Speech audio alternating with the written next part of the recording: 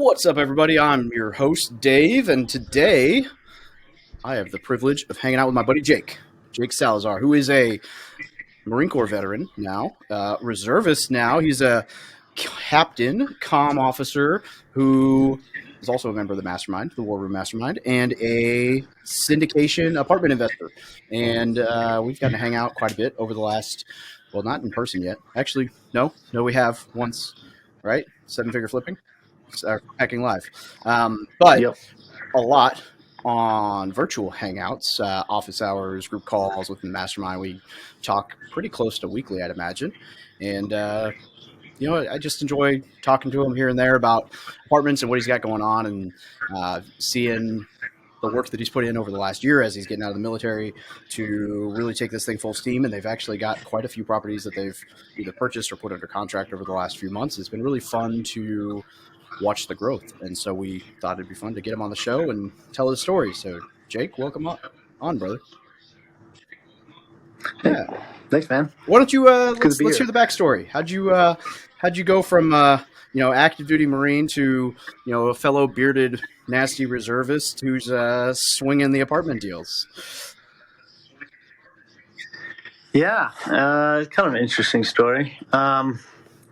So I was moving jobs, right? So I went from 112. I was the comm officer over there, 112, beautiful Hawaii, and then I knew I was going to be like maybe a couple years after that, and I was getting out. So I decided I needed to look for something else to do. I kind of wanted to be more self-employed. I found real estate. Found Rich Dad Poor Dad. Started reading that. Typical, book that everybody starts reading.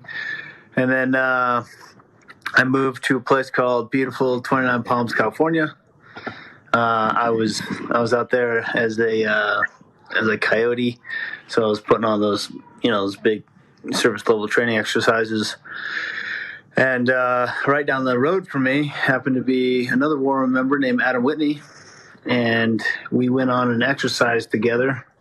And we're hanging out, sleeping in the same Humvee for about 5 days. This was probably when was that? That was very beginning of very end of 2020. Is that right? No, very beginning of 2021. And I saw like some stickers on his water bottles, like, "Oh, this guy does real estate." And I didn't really talk to him about it, which I thought, man, that was really dumb of me. So luckily, we got paired up again on the next exercise. We were paired up again. So this time we were actually, no kidding, like in the same Humvee, sleeping right next to each other in the bed of the truck, and he had his laptop with him, and he started talking more about real estate. And I was like, "Hey, I've been studying real estate for like 9 months, and I'm trying to figure out how to take action." So he starts telling me about what he's doing. And Adam he's a big wholesaler. He'll tell you he's a marketing guy, which is true, but he started telling me all the stuff he's doing, and the numbers he was throwing out to me, it blew my mind, expanded my horizon infinitely. He's talking about calling 10,000 people. I don't know what his cadence was at the time, but I think he said 10,000 people a month or something like that. Maybe it was a week. I can't remember. And then he was telling me, he's putting these houses under contract, how he's doing the wholesale and stuff like that. And he's going through 2 houses a week. I was like, oh my gosh. I was hoping for one house, a year maybe, or every duty station, that was my understanding of how real estate worked. And then, so he introduced me to this other War Room member, Bill Allen, who runs 7-figure flipping. And I started, looking into their content. First, I joined your mastermind because he told me to do that. And he said, "Hey, you need to go join the War Room." And I said, "All right." So I joined the War Room like right after that. Maybe it was like a day or two later. He's like, "Go join the war room," and I was like, "Okay." So after the exercise, I gave you the email and then got into the war room. That was awesome because I started just meeting with all sorts of people, right? Like immediately. And then I decided from like that exposure where I wanted to niche down. And for me, it was multifamily. And I wanted to do multifamily because I grew up in sports. I've done sports my whole life. Marine Corps, is kind of a team sport too. So I thought, this fits what I like to do. I like to work with a lot of other people. I'm good at, kind of maybe more of an integrator type of dude. So I work well with, a good group of people. I can get a lot more done that way anyways.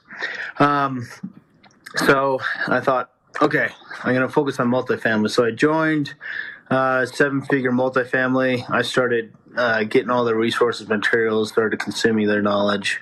At the same time, consuming the war room's knowledge and talking to different people. And out of that, I got some. I started just taking a ton of action. Started sending out letters. Started sending out,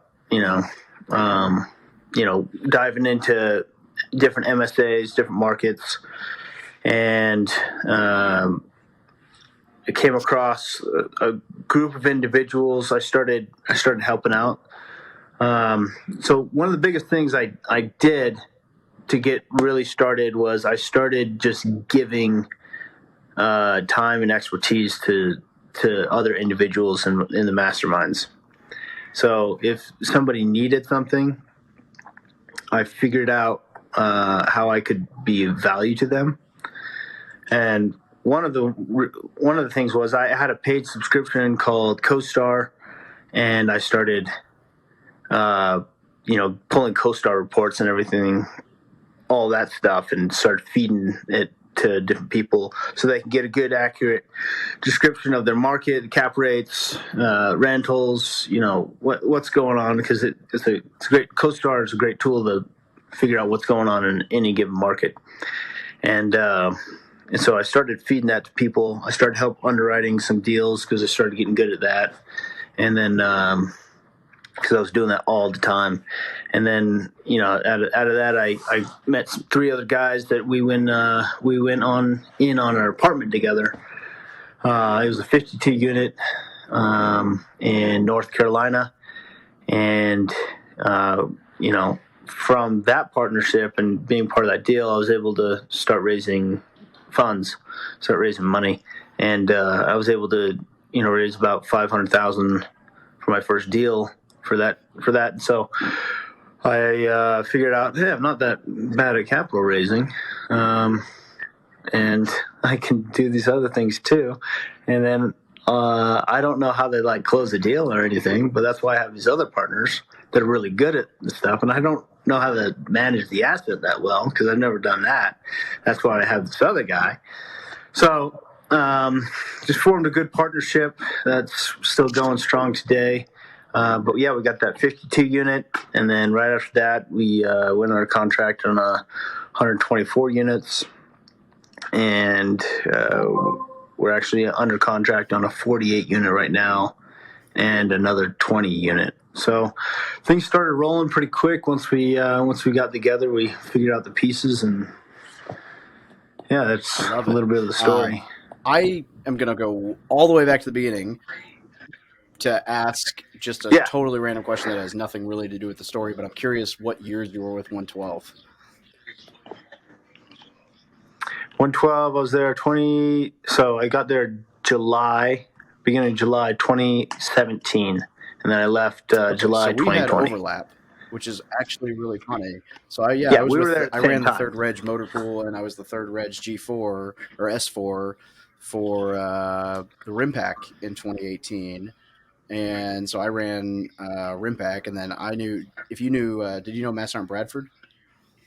So Bradford and I used to run back when I was a skinny shit, and actually pre-knee surgery, Big runner. Mastermind Bradford and I used to run all over the island. We'd go do races. I actually messed up my knee on the Honolulu Marathon with him. But he and I did like a 20-mile run around the base one morning. Good dude. But yeah, anyway, small world. I was like 112. We were probably there about the same time. That's pretty funny. So yeah, probably crossed paths a little bit.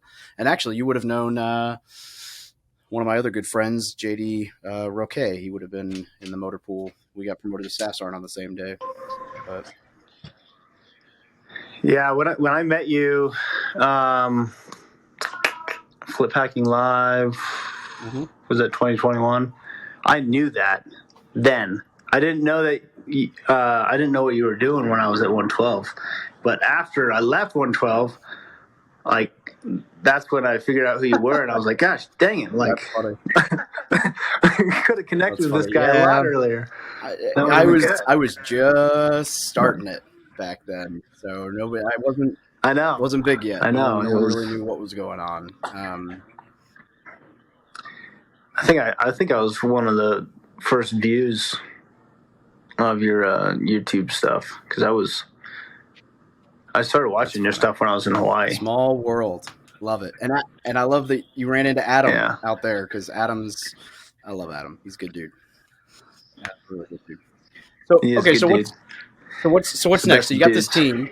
You're helping raise money, and then you got managers. You got SEC. I'm so glad. I'm same boat as you. I don't want to do the management. I don't want to do the SEC stuff, but I don't mind talking to people and networking and all the other good stuff. But it's funny because everybody's got the different personalities, right? There are like the guy who loves the SEC paperwork probably wants nothing to do with talking to investors.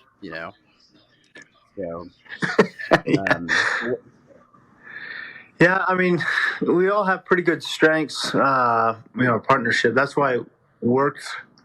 That's why it works pretty good. And it took us a year to kind of build this because we're all in the same mastermind together. We've been meeting, around each other quite a bit, and we had one guy who's like, "Hey, I'm a good capital raiser." It's great. Another dude that's really good at finding the deals, and then another guy that's really good asset manager. And I do a lot of the underwriting and capital raising as well. I'd say everybody's a capital raiser, right? If you're going in on a deal, everybody's a capital raiser. That's something I kind of picked up from Marcus Long, another war room guy, and the way it works really well because we all have different strengths and we like to do different things. And I'm kind of the guy that does a lot of behind the scenes work. I guess being a combo, they want me to be more of the tech guy, setting up websites and stuff like that, which I'm not incredible at because I'm an officer and I'm not really I don't touch things very well. My Marines don't let me touch anything. Tom only breaks anyway. That doesn't actually work. Well, I was always fixing that. One of my favorite stories from Afghanistan. I shouldn't say favorite, but probably the most belligerent thing I've ever done, and I probably shouldn't even say this online. I don't know. Maybe there's a statute of limitations, but no one's ever going to listen to this thing online anyway. But there was a point in time we were running a convoy, and we're coming up a route, and on the way south we'd taken SAF, and on the way north we're taking SAF, and then magically a truck had just happened to come out onto this one-lane road and just burst into flame while we're taking small arms fire, and my security team is like, push it into a canal, like turn your mine roller and just ram it and just shove it into the canal and keep moving. And our lieutenant, who is very young, is like, no, just sit and wait for QRF while we're getting shot at. And my security team leader is a sergeant who ended up getting meritorious staff and has been on 6 tours, and like super, very, very knowledgeable dude. And he's like, no, screw that. And so they go back and forth on comm, and I keep being like, yeah, Roger, we're going Oscar Mike. And they're like, no, back and forth. And all of a sudden, my door opens to my truck, and he's like, "I'm going to tell you to go, and then your comm is going to go down, and you're going to go, and that's what's going to happen."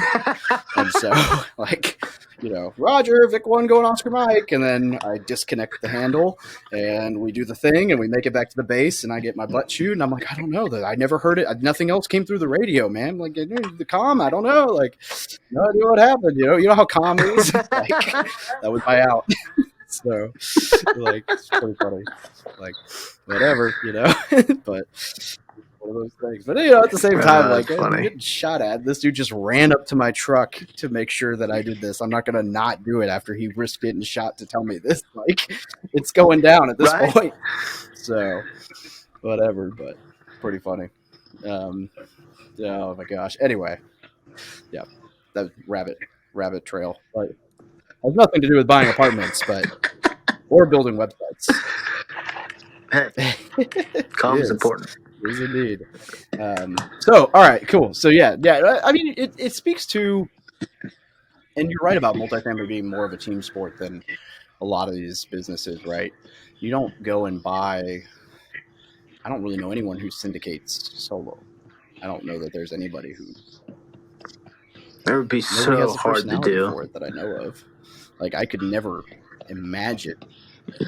You have to hate yourself. There's so much that goes into it. I mean, the SEC. Even if you were to do it solo, you'd have to have you still have to have the attorney. You'd have to outsource everything. It'd be so expensive. Yeah, it'd be a nightmare. Yeah. I mean, we have those people, right? Like, we have mortgage brokers, we have attorneys, we have people that provide us with syndication documents and property management team and all those people that we pay to make sure that things are going okay in the correct way and legally, and but like, if I had to raise the funds, I had to talk to all the lawyers, talk to all the CPAs, talk to the property management companies, like, do all of that work, set up all the lending, set up all the, like, everything that needs to happen. Like, I don't know if I couldn't get it done. There's no way. There's way too much stuff. And the funny part is, like, so investors, or like people who start their own businesses, right? They dive into something like, I'm going to be an entrepreneur and I'm going to do it. It's like, good for those people, because if you knew what you didn't know right now, you wouldn't have done that. Like, the knowledge gap is so big and you don't know about it. So, like, I don't know how many people would even try to start a new business if they truly understand how much they didn't know, like, to begin with. So that's why I think it's incredibly important to have partners. But, like, even more important than that, like, have like a mastermind or a mentor that's like, hey, you might want to do that so you don't go to jail. Yeah. Okay. That's right. Kind of like a master sergeant or a gunny, It's like, it's like, hey, sir, you need to sign this or you're going to jail. Oh, okay. Thanks. Yeah. What is the stupid thing that's not CRM? The stupid site count thing or whatever. I'm forgetting my Marine Corps, but it is like CCI counts and stuff like that. All the crap you got to do all the time. Yeah, you have to run around and all the crypto, all that radio stuff that we deal with, secret stuff. Yeah, no thanks. Anyways, boring. Yeah. Oh well. So, what do you guys? What are the goals? What are you working towards now? You're finding some deals finally. I mean, I remember you guys were working at it, and you were making offers, and nothing was sticking, and then all of a sudden it's like, okay, boom, boom, boom, boom, boom. What's the goal? Are you trying to, like, how much are you trying to scale it up? What are you seeing with the market? What are you guys looking to do over the next couple of years? Right now we're trying to just get one a quarter done, which is plenty for me right now. We're constantly busy. It's like, since July, we've been under contract on a building constantly.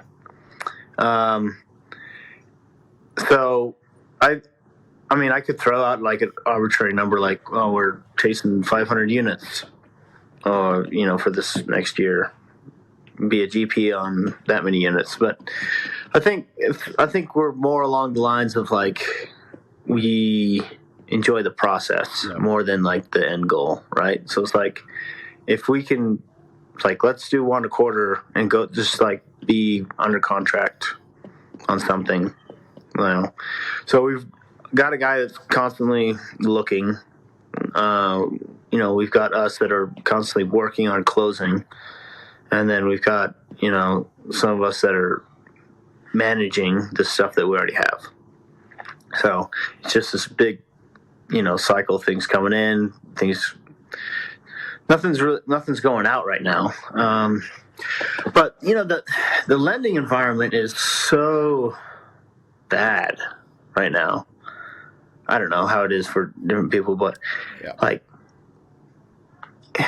it's in a weird spot, in a tough spot right now. That we're being very conservative on what we're looking at, just because market is going down, right? Like average price of homes has gone down across the nation, and people are going to rentals.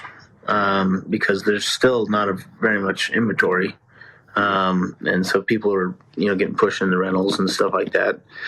So we like where we're at with multifamily. We're still pursuing it, but we're being really conservative. Just with interest rates going the way they are, and dealing with lenders right now is kind of a pain in the butt.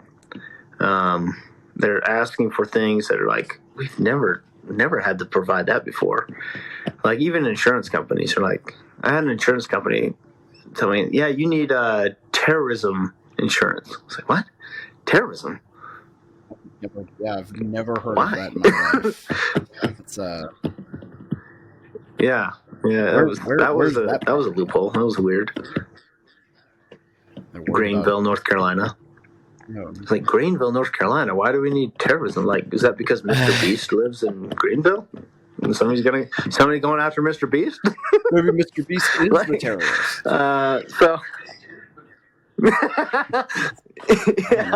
That's a. I've never heard of that. That's a weird one. Very weird one. I don't know how to. Yeah, so there's a lot of weird things going on, but as far as goal wise, where we're headed, we're just trying to stay consistent, in our process. So. We're getting the numbers in. We enjoy the process. The results are just kind of like they happen type of deal right now. It's like, oh, hey, look, we got a contract. Sweet, let's tackle that. But it's not like, oh, we have to get this. It's more like, yeah, let's just hit our numbers, and success is a byproduct of the process, which means we know the process works. So. Absolutely. It's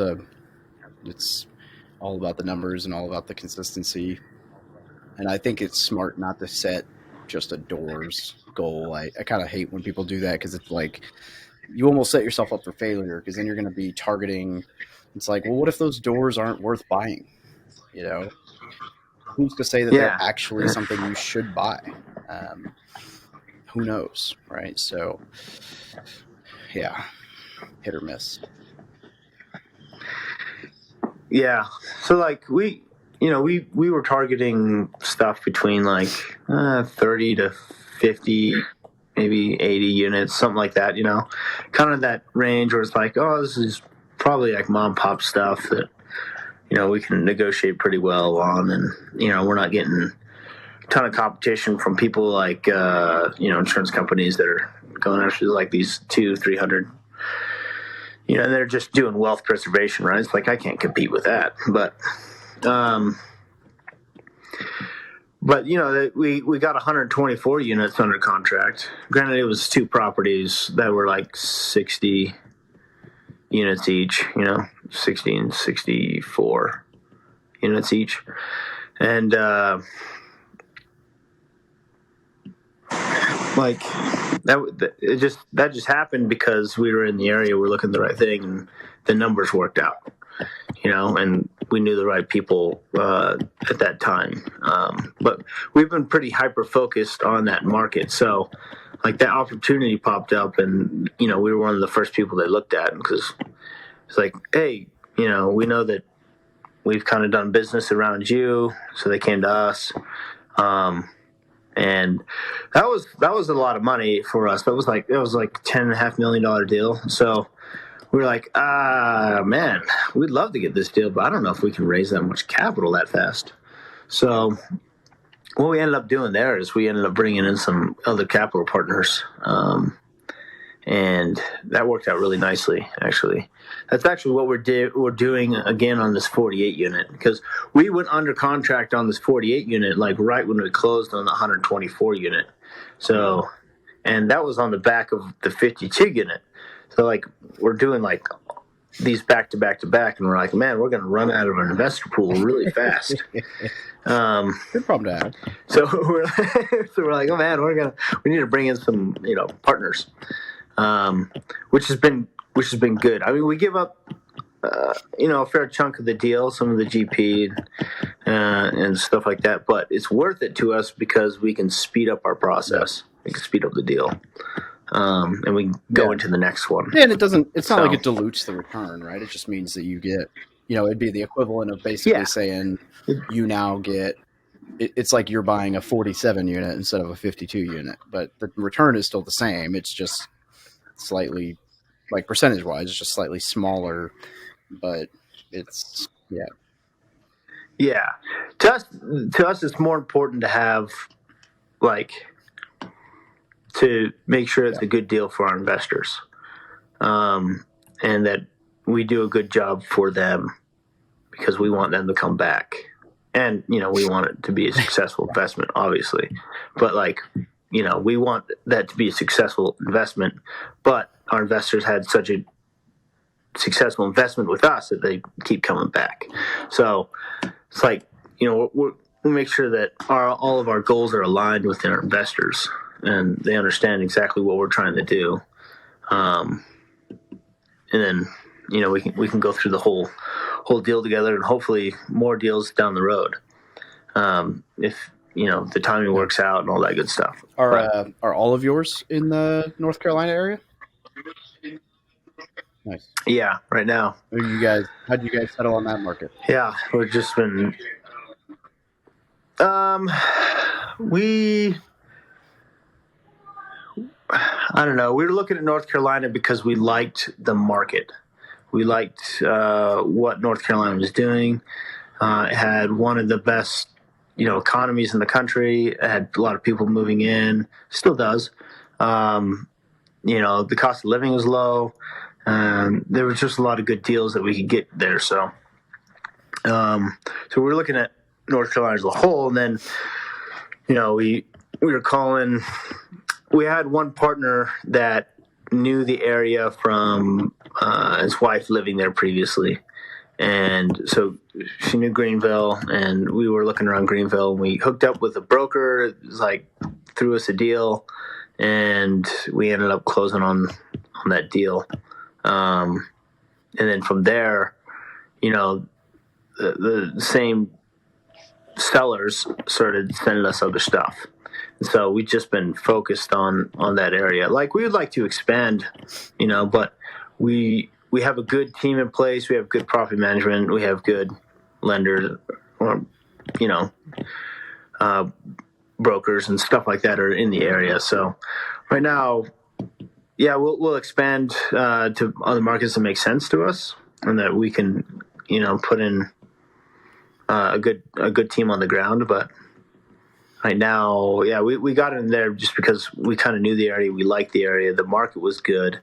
It hit all of our benchmarks. So once that passed, and then we got something under contract, things have just been coming back to us in that city. So that's why we are there, we're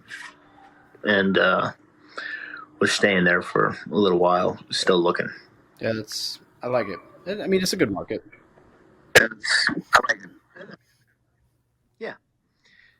it's a good market. We believe in it. Down the road, I think it's always gonna be a good market. So somewhere we like to stay. I like Utah. I think Utah's a fantastic market. I'd love to get something here, but man, it is way little different pricier than North Carolina. Yeah. Really expensive. How are the landlord laws in like Salt Lake area? It's tenant friendly. Good. Cool. Good. Landlord friendly. Or landlord friendly. Yeah. Tenant friendly. That's cool. I wouldn't have known either way. It's Yeah. We don't even look at places that are tenant friendly. Yeah, I agree with you there for sure. Okay, so I'm curious if somebody is listening to the show and interested in kind of, get the first steps into the multifamily realm. What do you think are some good ways to, like, where would you recommend they start? Join a mastermind. You gotta grow skills. You have to get skills. So whether that's like being good at underwriting or raising capital, or maybe you're a good asset manager, I don't know. Whatever it is that you think that you can provide, or want to provide, and you think you're good at, and maybe you're really good at market research or something. It doesn't have to be something as broad as that either. It can be, hey, I'm a really good email marketer or whatever else, but gain a skill like that you can provide to somebody, that somebody's going to want to bring you in on their team. So in order to do that, you need to join get a mentor, or join a mastermind, or something to grow those skills. And get around the people that are doing this constantly. So you got to surround yourself with people that are focused on growing those skills, and they'll have those skills, can pass them down to you. Go out and pay for some skills. That's where you would start, and then once you get those skills, you can start providing value to somebody. And I would just give it away. Just give away the value of your skill to the point where somebody's almost going to feel obligated to make you part of their team. Like the power of giving is real.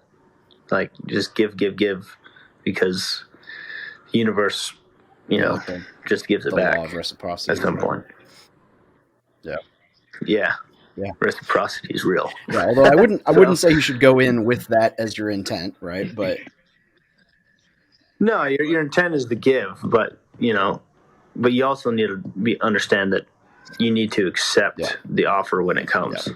That's true, and that's not as easy as you would think. A lot of people balk when they're given a big opportunity, which is interesting, but it's like receiving a compliment, right? Not everybody's good at receiving compliments. It's not as easy as you would think. Yeah. It's like, you can look at it from the other standpoint, though. It's like, if you don't take what they're giving, then you're denying them a chance to give. Yeah. So, I don't know. It all kind of works together. It's very valid. And I mean, it makes perfect sense. And I think that's good advice. I think skills for sure. I think I like the value add role.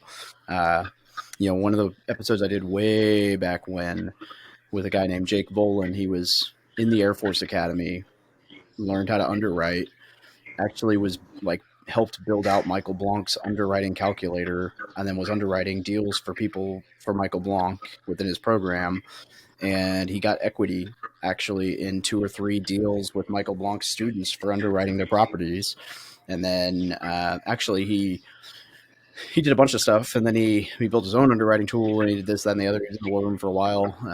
Until he's a either C5 or C17 pilot. He has no life. He's never home, so he didn't make sense for him to be in anything because he can't be on calls ever. He's never even in the country.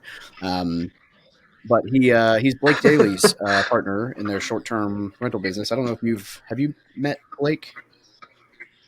If not, you should. You guys probably briefly. Probably have. Yeah, I but should it's probably introduce been you guys briefly. if you haven't hung out yet. He lives in Salt Lake. He's a Oh, okay. not a logistics officer, but like a whatever the officers are who like buy things for Supply? not supply, but like the Supply?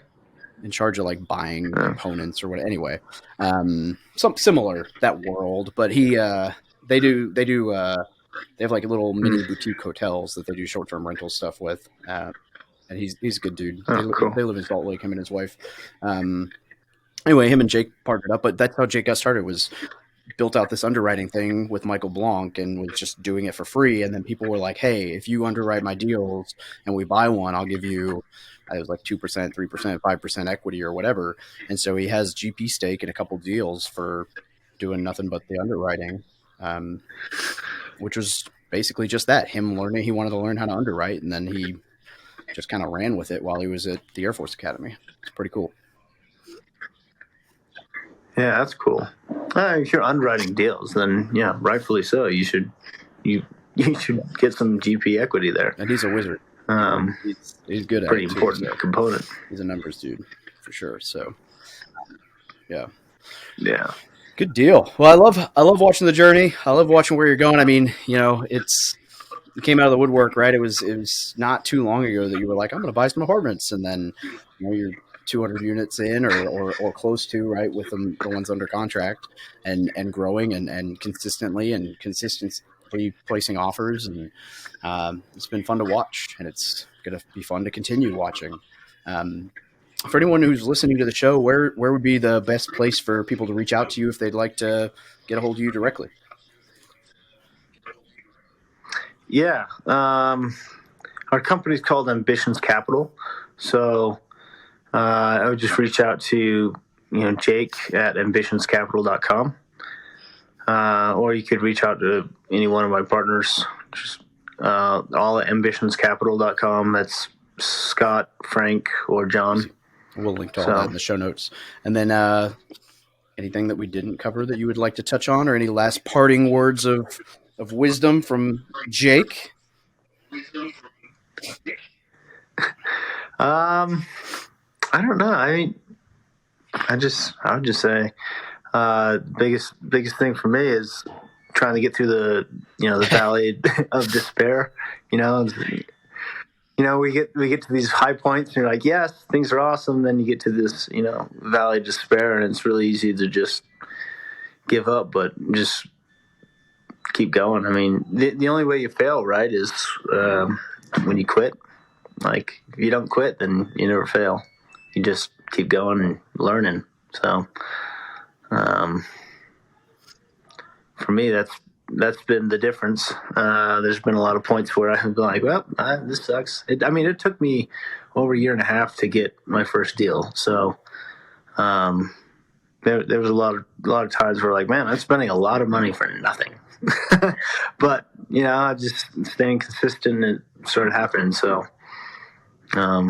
keep going, guys. I like it. I think that's good. I think consistency is huge in the game for sure. So, Huge in the game. Jake, thank you so much for joining us today. This has been fun. Absolutely. Thanks for having me, Dave.